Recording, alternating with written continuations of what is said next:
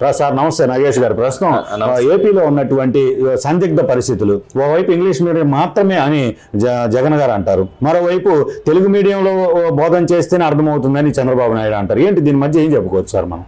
ఇది చాలా సింపుల్ వేణు గారు. ఇప్పుడు మన ముందున్న మన చుట్టూ ఉన్న వాళ్ళు మా పిల్లలు అందరూ ఇంగ్లీష్ మీడియమా తెలుగు మీడియమా? English medium. ఇప్పుడున్న జనరేషన్ పిల్లలు అంతా ఇంగ్లీష్ మీడియం. అంటే తల్లిదండ్రులుగా మనకు తెలుసు కదా, చదువుకున్న వాళ్ళగా మనకు తెలుసు అది ఇంగ్లీష్ మీడియం కావాలా తెలుగు మీడియం కావాలని. మనకు తెలిసినప్పుడు మనం కోరుకునేది ఏంటి? English medium. మేము ఇప్పుడు యాజ్ ఎ పేరెంట్గా నేను ఇంగ్లీష్ మీడియం కోరుకుంటున్నాను.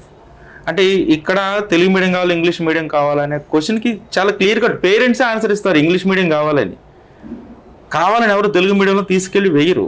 ఇప్పుడు తెలుగు మీడియం కావాలని కోరేవాళ్ళు ఎవ్వరూ కూడా వాళ్ళ పిల్లలు కానీ వాళ్ళ మనవాళ్ళు కానీ ఇంగ్లీష్ మీడియమే చదివిస్తున్నారు. నాతో ఒక ఈ ఫేస్బుక్లో సోషల్ మీడియాలో ఒక ఆయన ఆర్గ్యూ చేస్తుంటాడు. ఆయన పేరు విజయలో ఏదో పెద్ద ఆయన, నాకు పరిచయం లేదు. ఆయన నాకు తెలుగు మీడియం బెస్ట్, మాతృభాష చాలా గొప్పది అని ఇంగ్లీష్లో మెసేజ్లు పెడుతూ ఉంటాడు. Okay sir. నేనేమో ఇంగ్లీష్ మీడియం కావాలని నేను తెలుగులో మెసేజ్లు పెడుతూ ఉంటాను.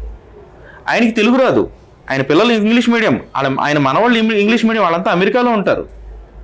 కానీ ఆయన ఇక్కడ మాత్రం తెలుగు మీడియం కావాలి, మాతృభాష బుద్ధు అని చెప్తూ ఉంటాడు.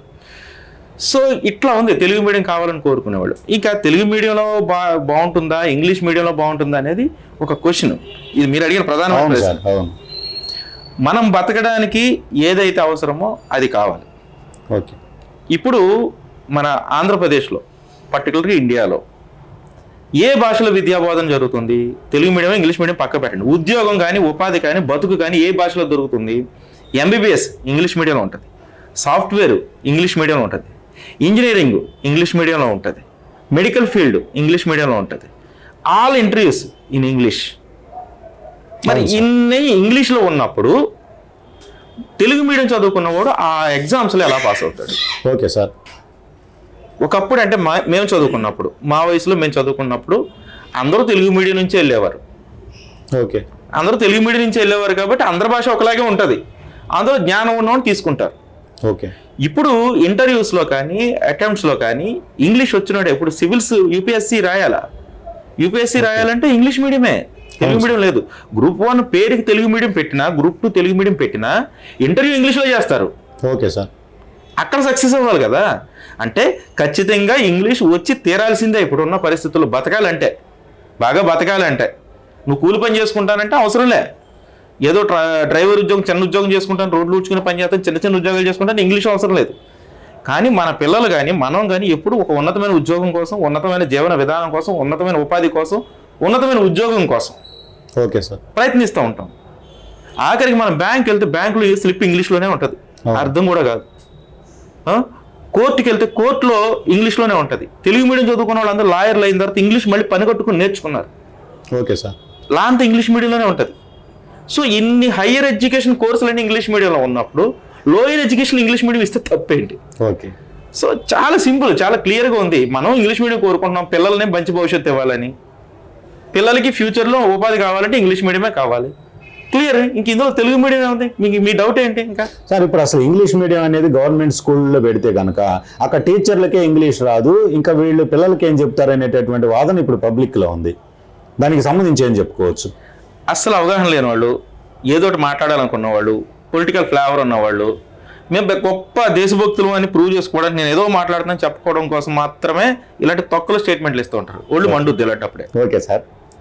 ఇప్పుడు ఇంగ్లీష్ మీడియము తెలుగు మీడియంలో అంటే గవర్నమెంట్ స్కూల్స్లో ఉన్న టీచర్స్ చెప్పలేరు అని చెప్పిన పనికి మనోడు ఎవడు? ఓకే. ఇప్పుడు గవర్నమెంట్ టీచర్స్ తీసుకోవాలంటే వాళ్ళు డిగ్రీ చేసిన తర్వాత బీఈడీ చేస్తారు. బీఈడీకి ఎంత కాంపిటీషన్ ఉందో అందరికీ తెలుసు. ఓకే. తర్వాత డిఎస్సి టెట్ ఉంటుంది మధ్యలో, టెట్ కొట్టాలి, డిఎస్సి కొట్టాలి. చాలా కొన్ని లక్షల మంది రాస్తే కొన్ని వందల మంది సెలెక్ట్ అవుతారు. అవును సార్. అంటే ఇంత హై క్వాలిఫైడ్ అందరూ తీసుకెళ్ళి గవర్నమెంట్ స్కూల్లో టీచర్స్గా అపాయింట్ అవుతారు, ఏదో హై స్కూల్ కానీ ప్రైమరీ స్కూల్. Okay sir. ఇది ఒక ఊరు తీసుకుందాం మనం. ఒక ఊళ్ళో హై స్కూల్లో, మా ఊర్లోనే హై స్కూల్లో డిఎస్సిలో కొట్టిన వాళ్ళు ఎలిమెంటరీ స్కూల్స్లోను హై స్కూల్లోనూ విద్యాబోధన చేస్తూ ఉన్నారు. మా ఊళ్ళో కొన్ని ప్రైవేట్ స్కూల్స్ ఉన్నాయి. ఓకే. ఆ ప్రైవేట్ స్కూల్స్లో ఇంగ్లీష్ మీడియం, ఆ ఇంగ్లీష్ మీడియం చెప్పే టీచర్స్ ఎవరంటే ఇంటర్మీడియట్ ఫెయిల్ అయిన వాళ్ళు, డిగ్రీ డిస్కంటిన్యూ అయిన వాళ్ళు, ఈ డిఎస్సిలో సీటు కొట్టలేని వాళ్ళు, ఓకే, అంటే గవర్నమెంట్ స్కూల్కి పోగా మిగిలిన స్క్రాబ్ అంతా దీంట్లో జాయిన్ అవుతారు. అంటే నేను ప్రైవేట్ స్కూల్ టీచర్స్ని ఏమో అవమానపరచట్లా, కాకపోతే అక్కడ అక్కడ అవకాశం సెలెక్ట్ దొరకని కాలేని వాళ్ళు మాత్రమే ఇక్కడ చెప్తున్నారు. ఓకే, మరి ఇక్కడ సెలెక్ట్ కాని వాళ్ళు చెప్తున్నారంటే సెలెక్ట్ అయిన వాళ్ళు ఎందుకు చెప్పలేరు? అంతేగా సార్. సింపుల్ లాజిక్ కదా. ఓకే ఓకే ఇంకొక విషయం, ఇంగ్లీష్ నేర్చుకోవడం కానీ ఇంగ్లీష్ చెప్పడం చాలా ఈజీ. ఓకే ఒక టీచరు BA BEd చేసిన తర్వాత, BSc BEd చేసిన తర్వాత ఆ టీచర్కి ఖచ్చితంగా ఇంగ్లీష్ చదవడం వస్తుంది. ఆ టీచర్ ఇంగ్లీష్ ఎగ్జామ్ రాయక్కర్లా, కానీ ఆ టీచర్ ఇంగ్లీష్లో బోధించవచ్చు.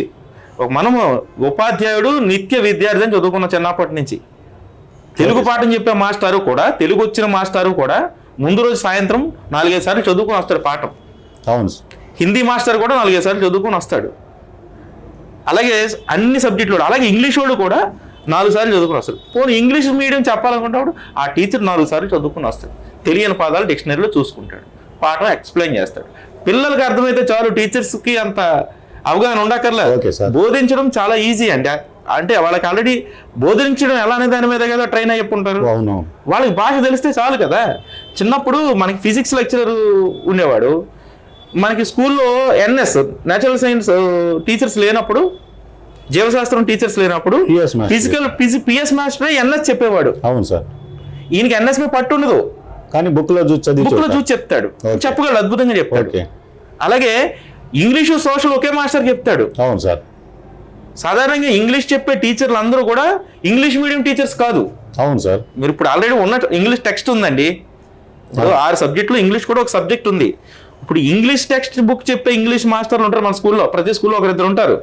వీళ్ళెవరు కూడా ఇంగ్లీష్ మీడియం స్టూడెంట్స్ కాదు, తెలుగు మీడియంలో BA BEd చేసి వచ్చిన వాళ్ళు ఉంటారు ఎక్కువ. మరి వాళ్ళు చెప్పగలేంది వీళ్ళు చెప్పలేరా?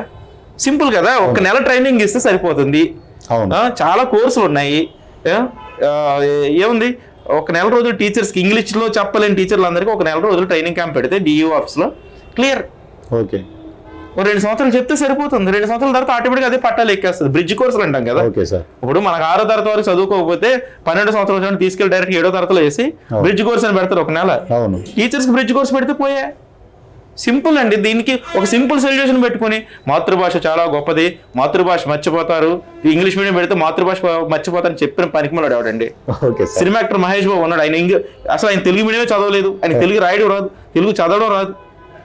ఎక్కడ చెన్నైలో చదువుకోండి, తెలుగు అద్భుతంగా మాట్లాడతాడుగా, తెలుగులో సినిమాలు అద్భుతంగా చేస్తున్నాడు కదా. ఇప్పుడున్న మన సినిమా, ఇప్పుడు లోకేష్ గారు కూడా ఇంగ్లీష్ మీడియమే కదా, చంద్రబాబు నాయుడు ఆయన తెలుగు మాట్లాడుతున్నారు కదా. ఇప్పుడు జగన్మోహన్ రెడ్డి గారు అందరూ కూడా ఇంగ్లీష్ మీడియం వాళ్ళే కదా, తెలుగు మాట్లాడుతున్నారు కదా, తెలుగు రాస్తున్నారు కదా.